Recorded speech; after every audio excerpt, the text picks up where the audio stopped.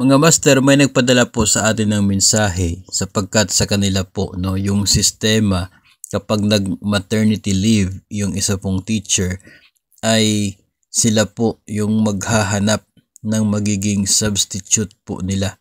Sila po yung pipili daw, maghahanap sila ng isa pong tao na maging substitute teacher na siya pong hahawak sa klase nila kapag sila ay nasa maternity leave.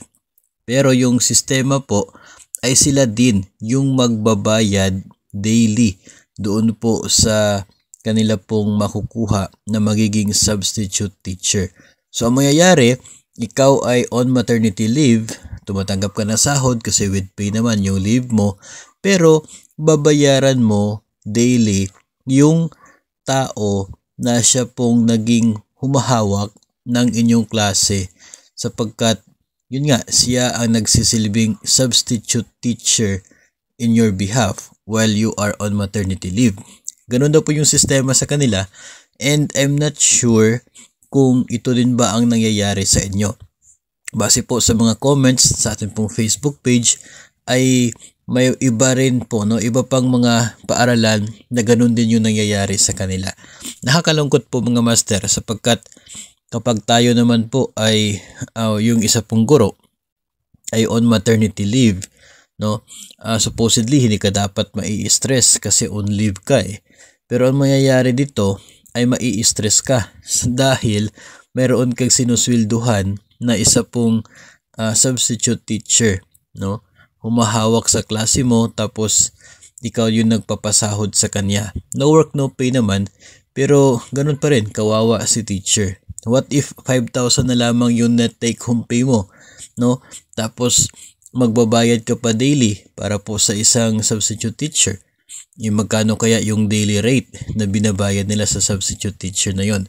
So saan ngayon kukunin ni teacher na nag-maternity leave yung pangbayad niya doon sa kanyang substitute teacher? And what if wala siyang pambayad? So ano mayayari sa klase niya? Walang hahawak, ganun ba yung mangyayari? So hopefully mabigyan o ma-address po ang mga ganito pong uri ng practices. Baka po mabigyan pansin ng inyo pong division. Kasi for me personally ay hindi po siya talaga nakakatulong sa part ni teacher who is on maternity leave na ganyan po yung sistema dyan po sa inyo. Yung sa iba naman po kasi ay yung division po ninyo ang siya pong maghahanap na magiging substitute teacher. Yung iba kukunin galing doon sa RQA, yung listahan ng mga registered qualified applicants na wala pang item. Tapos by localization din, depende kung nasaan yung school niyo, sila yung magiging substitute teacher. Tapos yung division yung nagbabayad ng sweldo ng substitute teacher. So I'm not sure kung ano po yung practice din po sa inyo. Baka isa din po kayo sa mga katulad nito.